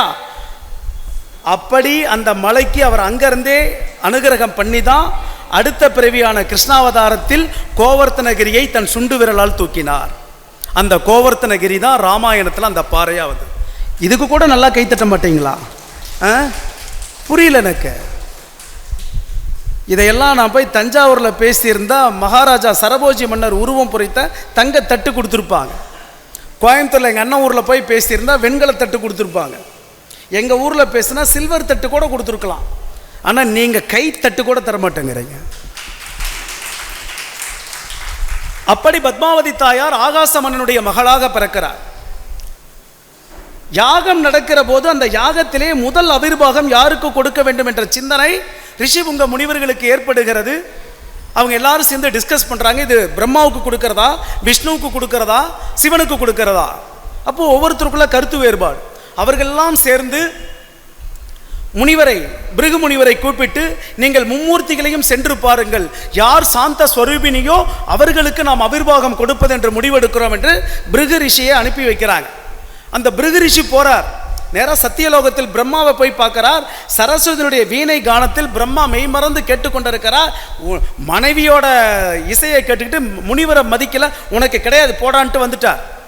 நேராக இங்கே வர்றார் சிவலோகத்துக்கு. பார்வதி தேவியும் சிவனும் ஏகாந்தமாக இருக்கிறார்கள். நந்தியத்தேவன் விட மறுக்கிறார். என்னடா இது, நான் வர்றேன், ஒரு பிருகு ரிஷி வர்றேன், என்னை உள்ள கூட விட மாட்டேங்கிறான், உனக்கும் கிடையாது, அடுத்தது விடுறா, நேராக வைகுண்டத்துக்கு வர்றார். இங்கே வந்தால் பார்க்கடலில் பாம்பனையில் காலை பிடிச்சி விட்டுக்கிட்டு மகாலட்சுமி பெருமாள் இருக்கார். பெருமாள் பார்த்துட்டு வேணும்னே இப்படி கண்ணை முடிக்கிட்டார். இந்த பெருமாளுடைய விஷயங்கள் எல்லாம் நீங்கள் கேட்கும்போது பார்த்தீங்கன்னா ஒரு விஷயம் புலப்படும். என்டி ராமராவ் மனசில் கற்பனை பண்ணிக்கோங்க. என்டி ராமராவுடைய அந்த முக பாவனை பார்த்தீங்கன்னா தெரியும். இவர் வர்றதை பார்த்துக்கிட்டு வேணும்னே கண்ணை முடிக்கிட்டார். பார்த்தார், ஹே பிரபு, ஹே வைகுண்டபதியே அப்படின்னு இவர் கண்டுக்கவே இல்லை. என்ன ஆணவம், நான் வந்து கூட உனக்கு இவ்வளோ துணிச்சலான்னு சொல்லி நேராக எட்டி மார்பிளை மிதிச்சார். மார்பிளை மிதித்த உடனே இவருக்கு உடனே அப்படியே முழிக்கிற மாதிரி எந்திரிச்சு, ஐயோ பிருகுரிஷி நீங்களா என்னுடைய மார்பில் உதைத்தீர்கள், ஐயோ உங்களுடைய பாதம் நோகுமே அப்படின்னு சொல்லி அந்த பாதத்தில் ஒரு சக்தி சக்கரம் இருந்தது, ஒரு கண்ணு இருந்தது, அதை பிடுங்கி விட்டுட்டார். பெருமாள் எப்பயுமே அப்படித்தான், நேராக பண்ண மாட்டார், எடுத்து விட்டுட்டார். அவரு நீ தான் சாந்த ஸ்வரூபினி, நான் எட்டி உதைச்சா கூட என் பாதத்தை பிடிச்சியாடா பெருமாளேன்னு சொல்லிட்டு அவர் போயிட்டார். ஆனால் எங்கள் அம்மா இருக்காளே மவராசி மகாலட்சுமி, இந்த பொண்டாட்டி பேச்சை கேட்காத ஒரே பெருமாள் யாரானா அது நரசிம்மர் மட்டும்தான். மற்ற எல்லா பெருமாள்கிட்டையும் நீங்கள் போய் ஏதாவது தானம் கேட்டீங்க, ஏதாவது கேட்டிங்கன்னா மனைவியை பார்ப்பார். அந்த அம்மா என்ன பண்ணுவாங்க, கொடுங்க அப்படின்ட்டுருவாங்க. ஆனால் அந்த நரசிம்மர்கிட்ட மட்டும் போய் நீங்கள் ஏதாவது கேட்டிங்கன்னா ஆகட்டும் உடனே தந்துறன்ட்டு, அப்போ ஐயோ இவன் மடியில் உட்காந்துருக்கேன் இப்படி பார்ப்பாராம். அந்த மாதிரி தான் சொல்லிட்டீங்கல்ல, அப்புறம் எதுக்கு என்னை பார்க்குறீங்க, கொடுத்துருங்கம்பாங்களாம். அந்த மாதிரி கூட இருந்த மகாலட்சுமிக்கு கோபம் வருகிறது. என்ன செய்கிறார், என்னுடைய ஸ்தலம் உங்களுடைய மார்பிலே இருக்கக்கூடிய கௌஸ்தூபம், அந்த ஸ்ரீவத்சங்கிற அந்த மச்சத்தில் தான் அம்மா உட்காந்துருக்கா. அதில் ஒருத்தன் எட்டி உதைக்கிறான், நீ அவனுக்கு காலை பிடிச்சிக்கிட்டு இருக்கிற, என்னையா நினச்சிக்கிட்டு இருக்க, இனிமேல் நான் உன்னோட குடித்தனம் பண்ண மாட்டேன். நேராக புறப்பட்டு கீழே வந்துட்டாங்க, வைகுண்டத்தை விட்டு கீழே வந்துடுறாங்க. இப்படி தாயார் பெருமாளை கோபித்து கொண்டு வெளியே வந்த செய்திகள் நிறைய இடங்களில் இருக்கிறது. தமிழ்நாட்டில் முசிறிக்கு பக்கத்தில் வெள்ளூர் ஐஸ்வர்ய மகாலட்சுமி, அவரும் அதே நேரத்தில் தோன்றியவர் தான். பெருமாள்கிட்ட கோச்சிக்கிட்டு ஐஸ்வர்யமெல்லாம் தீந்து போயிடுது. வெள்ளூர் ஐஸ்வர்ய மகாலட்சுமி, உங்ககிட்ட ஜாதகம் பார்க்க வர்றவங்க கிட்ட சொல்லுங்க, ஸ்ரீரங்கத்துக்கு போய் பெருமாளை பார்த்து, திருப்பதிக்கு போய் பெருமாளை பார்த்து தான் புண்ணியம் வாங்கணும்னு இல்லை. எங்கள் அம்மா தனியாக இங்கே உட்காந்துருக்கா ஐஸ்வர்ய மகாலட்சுமி. வெள்ளூர் முசிறியிலேருந்து 6 கிலோமீட்டர், வெள்ளூரில் 6வது கிலோமீட்டரில் ஐஸ்வர்ய மகாலட்சுமி திருக்காமேஸ்வரர், திருக்காமேஸ்வரி, சிவகாம சுந்தரி. அந்த கோவிலில் அந்த ஐஸ்வர்ய மகாலட்சுமிக்கு கிரீடத்தில் சிவலிங்க முத்திரை இருக்கும். அந்த அம்மா ஒரு வில்வ மரத்துக்கடியில் உட்காந்துருப்பாங்க. ஏன், பெருமாளை விட்டு பிரிஞ்சு வந்தாச்சு, செல்வமெல்லாம் போயிடுச்சு. அழுகுறாங்க. நான் ஏதோ கோபத்தில் எங்கள் வீட்டுக்காரை திட்டிட்டேன், நான் வந்துட்டேன், அண்ணா நீங்கள் தான் எனக்கு ஏதாவது ஒன்று பண்ணணும்னு. ஒன்றும் இல்லைம்மா, மணலில் லிங்கம் பிடிச்சி என்னை வில்வத்தை கொண்டு அர்ச்சனை பண்ணிட்டு நான் வர்றேன்னு சொல்லிட்டு போயிட்டார் சிவபெருமான். இந்த அம்மா அப்படியே பண்ணிக்கிட்டே இருக்காங்க. அந்த வில்வ மரத்திலிருந்து ஒவ்வொரு இதெல்லாம் எடுத்து பறித்து போட்டுட்டு இருக்காங்க. குறிப்பிட்ட முகூர்த்தம் வந்தது. சிவபெருமான் அன்ன வரைக்கும் சிவபெருமானுக்கு தான் ஐஸ்வர்யேஸ்வரருங்கிற பட்டம் உண்டு. அந்த ஐஸ்வர்ய இன்னமும் பல இடங்களில் பார்க்கலாம். சிவபெருமான் இப்படி கையை வச்சிருப்பார், செல்வம் கொட்டிக்கிட்டு இருக்கும். என்னுடைய ஐஸ்வர்யத்தை இன்று முதல் என் தங்கை மகாலட்சுமிக்கு கொடுக்கிறேன். பெருமாளுக்கு மட்டும் ஐஸ்வர்யம் இல்லை, என் தங்கை மகாலட்சுமிக்கு உண்டுன்னு சிவபெருமான் கொடுத்த ஸ்தலம் எது? வெள்ளூர். வெள்ளூர் தமிழ்நாட்டில் 2 சிவாலயங்கள் மட்டுமே திரும்ப திரும்ப போகணும், அந்த சிவபெருமானுடைய லிங்க திருமணியை பார்க்கணும்னு ஆசை இருக்கும். 2 ஒன்று திருவண்ணாமலையில் இருக்கக்கூடிய அருணாச்சலேஸ்வரர் பார்க்கணுன்னு ஆசையாக இருக்கும், அவ்வளோ அழகாக இருப்பார். 2வது வெள்ளூரில் இருக்கக்கூடிய திருக்காமேஸ்வரர், இழந்த புகழ், இழந்த ஆரோக்கியம், இழந்த செல்வம் திரும்பி கொடுக்கக்கூடிய ஒரே இடம் வெள்ளூர் ஐஸ்வர்ய மகாலட்சுமி. அந்த சமயத்திலேயே தான் எங்கள் அம்மா பெருமாள்கிட்ட கோச்சிக்கிட்டு கொல்காப்பூர், கோலாப்பூர்னு இன்னைக்கு சொல்கிறோம், அந்த கொல்காப்பூரில் உட்கார்றா, தவத்தில் உட்கார்றா. யார்? மகாலட்சுமி. இப்போ இந்த வேகவதி என்ன பண்ணுறா? ஆகாசராஜன் மன்னன் மகளாக பிறந்து வர்றா. இப்போ தன்னுடைய மனைவியை தேடுவதற்குத்தான் பெருமாள் அங்கேருந்து கீழே வந்தார். அவருக்கே தெரியாது இங்கே இப்படி ஒரு நாடகம் இருக்குன்னு. நல்லா புரிஞ்சுக்கோங்க, இறைவனே ஆனாலும் லோகத்திற்கு வந்து விட்டால் அவரும் பிரபஞ்ச சக்திக்கு கட்டுப்பட்டவரே, அவரும் கட்டுப்பட்டவர். அவர் வந்தது கொல்காப்பூர் மகாலட்சுமியை தேடுறதுக்காக. ஆனால் இங்கே நடக்கிற திருவிளையாடல் பத்மாவதி திருக்கல்யாணம். பத்மாவதி திருக்கல்யாணம் 2 பேரும் வர்றாங்க, ஒரு சோலையில் சந்திக்கிறாங்க. பூர்வ ஜென்ம நினைவுகள் வந்து விடுகிறது. பூர்வ ஜென்ம நினைவுகள் வந்துடுது. 2 பேருக்கும் திருமணம் நடக்கிறது. அந்த திருமணம் நடந்து அது ரொம்ப சுலபமாக நான் முடிச்சுட்டேன். தலைப்பே இதுதான். ஆனால் தலைப்பு என்ன, கல்யாணன்றது தாலி கட்டுறது தான், அவ்வளோதான். ஆனால் இதில் இருக்க சுவாரஸ்யமான விஷயங்களை நான் உங்களுக்கு சொல்லியே ஆகணும். என்ன நடக்கிறது? பத்மாவதி திருக்கல்யாணம் நடக்கிறது. ஆகாச மன்னன் தாரவாத்து கொடுக்கிறார். இந்த திருக்கல்யாணத்திற்கு பிறகு எங்கே திருக்கல்யாணம் நடக்குது? நாராயணவனம். இன்னைக்கும் திருப்பதியிலிருந்து சென்னை போகிற வழியில் 42வது கிலோமீட்டரில் நாராயணவனம் என்ற இடத்தில் பெருமாளுக்கும் பிராட்டிக்கும் திருமணம் நடந்த இடம், கோவில் இருக்கிறது. இன்றைக்கும் அந்த கோவிலில் பார்த்தீங்கன்னா மஞ்சள் அரைத்த ஒரு பெரிய செக்கு ஒன்று இருக்கும். மஞ்சள் அரைத்த செக்கு, மாவு இடித்த செக்கு, என்னங்க நெல்லு குத்தின செக்கு, எல்லாமே திருக்கல்யாணத்திற்காக கொண்டு வரப்பட்ட பொருட்கள் இன்னைக்கு அந்த கோவிலில் இருக்கு. ஒரு பயம் போகிறதில்லை. திருப்பதிக்கு லட்சக்கணக்கில் போகிறோம் இல்லையா, அந்த நாராயணவனத்தை யார் எட்டி பார்க்கறதில்ல. பக்கத்தில் நாகலாபுரம், உலகத்தினுடைய முதல் கோவில் சைவர்களை பொறுத்தளவு உத்தரகோசமங்கை, அதுதான் உலகத்தின் முதல் சிவாலயம். மரகத நடராஜர் இருப்பார். ஆனால் வைஷ்ணவர்களுக்கு உலகத்தின் முதல் கோவில் எது? நாகலாபுரத்தில் இருக்கக்கூடிய மச்சாவதார கோவில், மீன் வடிவத்தில் பெருமாள் இருப்பார். அந்த கோவிலை நீங்கள் அங்கே தரிசனம் பண்ண முடியும். அங்கே தான் கல்யாணம் நடக்குது. கல்யாணம் நடந்து 2 பேரும் வர்றாங்க. எங்கே வர்றாங்க? நேராக கீழ் திருப்பதியில் ஸ்ரீனிவாச மங்காபுரம்னு ஒரு கோவில் இருக்குது.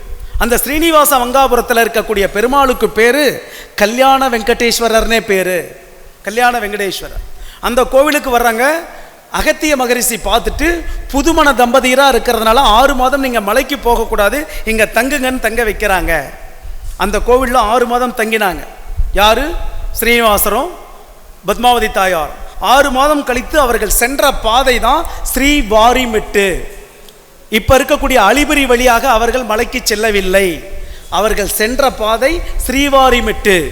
அந்த ஸ்ரீவாரிமெட்டு வழியாக போகிறாங்க. இதுக்கெல்லாம் முன்னாடி ஒரு கூத்து நடந்துருது. என்ன? திருமணம் முடிந்த உடனே பெருமாள் தன்னுடைய பக்தர்களுக்காக மலைக்கு வந்துடுறார். பிராட்டியும் நெஞ்சில் வந்துடுறாங்க. பிராட்டி சொல்லிக்கிட்டே இருக்காங்க, என்னுடைய அப்பா வீட்டு சொத்து பார்த்தீங்களா, எங்கள் அப்பா வீட்டு சீர்வரிசை பார்த்தீங்களான்னு வழக்கமாக பெண்களுக்குரிய அந்த இதில் சொல்லிட்டாங்க. பெருமாள் பார்த்தார், உங்கள் அப்பா ஆகாசராஜன் மன்னனாக இருக்கலாம், தொண்டைமான் சக்கரவர்த்தியோட தம்பியாக இருக்கலாம், ஆனாலுமே கூட சில சொத்துக்கள், சில சீர்வரிசை பொருள் உங்களுதில் இல்லைன்னார். இந்த அம்மாவுக்கு கோவம் வந்தது. நேராக வாங்க பாருங்க, எதில் குறை இருக்கு, சீர்வரிசையில் ஏதாவது குறை இருக்கான்னு கேட்டாங்க. பூவிலே ஒன்றும் இலையிலே ஒன்றும் இல்லைன்னார். பூவில் ஒன்றும் இலையில் ஒன்றும் இல்லைன்னார். என்ன பூவில் இல்லை? போய் பார்த்தா முல்லை இருக்குது, பாரிஜாதம் இருக்குது, கனகாம்பரம் இது, இப்படி எல்லா பூக்களும் இருக்கிறது. கனகாம்பரங்கிற அந்த பூ மட்டும் இல்லை. ஏன்? அது வாசம் இல்லாத பூ. இதை சூட்டுறதில்லை. இப்பயுமே கூட பகவானுக்கு கனகாம்பர பூ சூட்டுற வழக்கம் இல்லை. காரணம் என்ன? பத்மாவதியினுடைய கோபத்திற்கு ஆளான பூ. அந்த பூவை வைக்க மறந்துட்டாங்க, அந்த பூவை வைக்கல. சரி, இலையில ஏதோ இல்லை, நீங்களே என்ன இல்லை? கறிவேப்பிலை இல்லைம்மா, கறிவேப்பிலை இல்லைன்ற. அப்படியா, இந்த ரெண்டையும் நான் போய் மறுபடியும் போய் எடுத்துட்டு வரேன்னு சொல்லி அந்த அம்மா நேராக ஆகாசராஜ மன்னன் அரண்மனைக்கு வருகிறார்கள். அப்படி வந்து விட்டு திரும்பி வரும்போது பெருமாள் ஒரு கட்டளை போடுறார், விடிவதற்குள் மலையேறி விட்டால் பரவாயில்ல, ஒருவேளை கோழி சேவல் கூவிடுச்சுன்னா எந்த இடத்துல நிற்கிறியோ அந்த இடத்துல நிற்கணும்னு சொன்னார். அதை போல பத்மாவதி தாயார் ஒரு கையிலே கறிவேப்பிலையும் ஒரு கையில் கனகாம்பரத்தை தூக்கிட்டு வருகிற வேளையில் வேண்டுமென்றே நாரத மகரிஷி, தாயாரே நீ இங்குதான் இருக்க வேண்டும் என்று சேவல் வடிவத்தில் கூவினார். தாயார் அங்கேயே நின்று விட்டார். இன்றைக்கும் திருமலை திருப்பதியிலே கனகாம்பர பூவை பெருமாளுக்கு சேர்ப்பதில்லை, பெருமாளுக்கு படைக்கும் தலிகையிலே கறிவேப்பிலையை பயன்படுத்துவதில்லை. இந்த லோகம் முழுவதும் பார்த்தீங்கன்னா நிறைய விஷயங்கள் இருக்கிறது. பத்மாவதி தாயாரை போன்று ஒரு நல்ல குணவதியை பெருமாள் மனைவியாகவே ஏற்றிருந்தாலும் இந்த பிறவியில கலியுகம் வரும் வரையும் நான் தனி ஒருவனாக இந்த திருமலையிலே நின்று பக்தர்களை சேவிப்பேன் என்று சொன்ன காரணத்தால் இன்று வரைக்கும் இருக்கிறார் என்று சொல்லி ஒரே ஒரு விஷயத்தை சொல்லி நான் நிறைவு பெறலான் இருக்கேன். பேசலான்னா அவங்க மட்டும் கைத்தட்ட வேண்டாம், பேசுங்கன்னா கைத்தட்டுங்க. பெருமாளை பொறுத்தளவுங்க நீங்க நினைச்சா போய் பார்க்க முடியாது. லோகத்திலே எத்தனை கோவில் இருக்கலாம், ஆனால் பெருமாளை பொறுத்தளவு, திருப்பதி பெருமாளை பொறுத்தளவு அவருடைய அனுகிரகம் இல்லாமல் உங்களால் திருப்பதியை பற்றி நினைத்து கூட பார்க்க முடியாது. சரி, வாஜ்பாயின்னு ஒரு பிரதம மந்திரி நம்ம ஊரில் இருந்தார், இந்தியாவில் இருந்தார். வாஜ்பாய் நம்முடைய மோடிக்கெல்லாம் குருநாதர் போன்றவர். அந்த வாஜ்பாய்க்கு ரொம்ப நாளாக ஒரு ஆசை, தன்னுடைய பிறந்த நாளான டிசம்பர் 25 திருமலை திருப்பதியிலே தங்கி காலம்பர சுப்ரபாதத்தில் பெருமாளை சேவிக்கணும்னு ஆசை.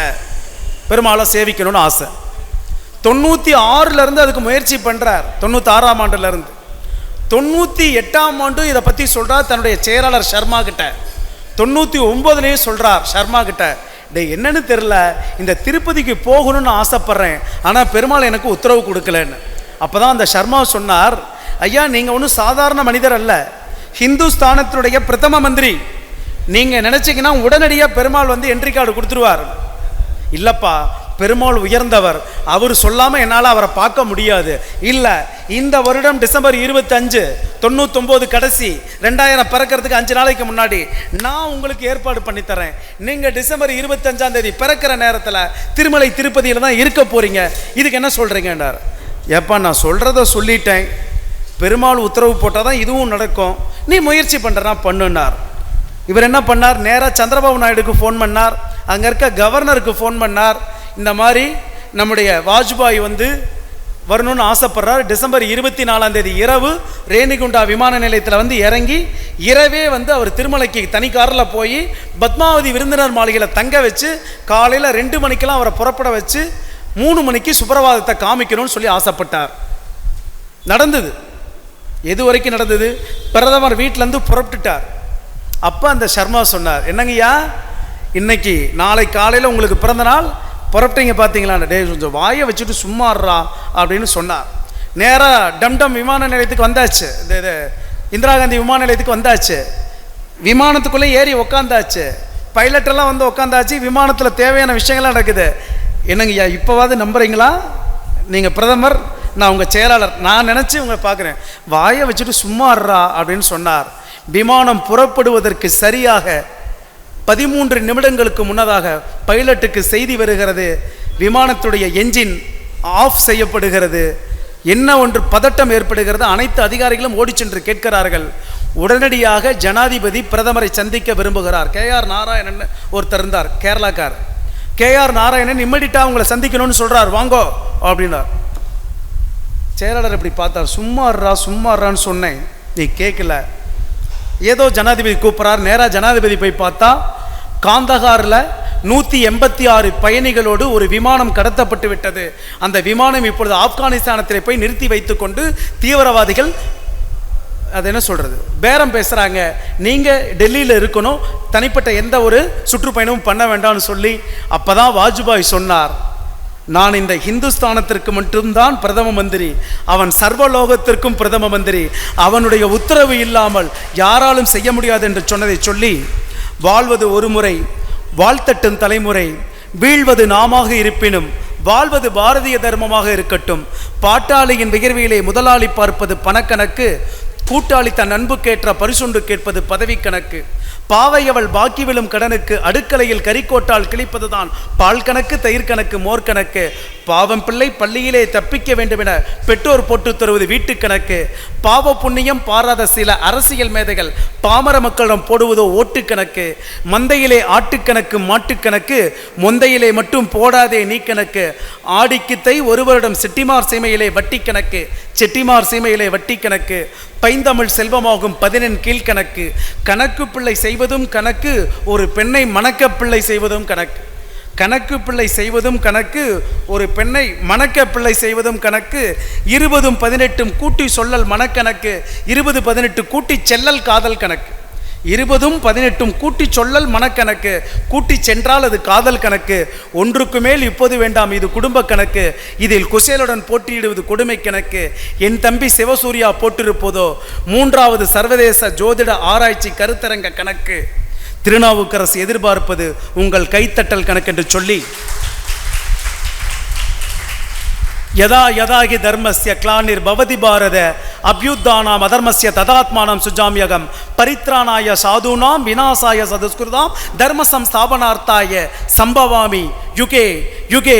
தர்மத்திற்கு இழுக்கு நேரும் போதெல்லாம், அதர்மம் தலை தூக்கும் போதெல்லாம், தர்மத்தை ஸ்தாபிப்பதற்காகவும் அதர்மத்தை அழித்து ஒழிப்பதற்காகவும் யுகந்தோறும் யுகந்தோறும் வந்து கொண்டே இருப்பேன் என்று கிருஷ்ணர் பகவத்கீதையிலே சொன்னார். இதோ என் தம்பி சிவசூர்யா வந்து விட்டார். நன்றி, வணக்கம்.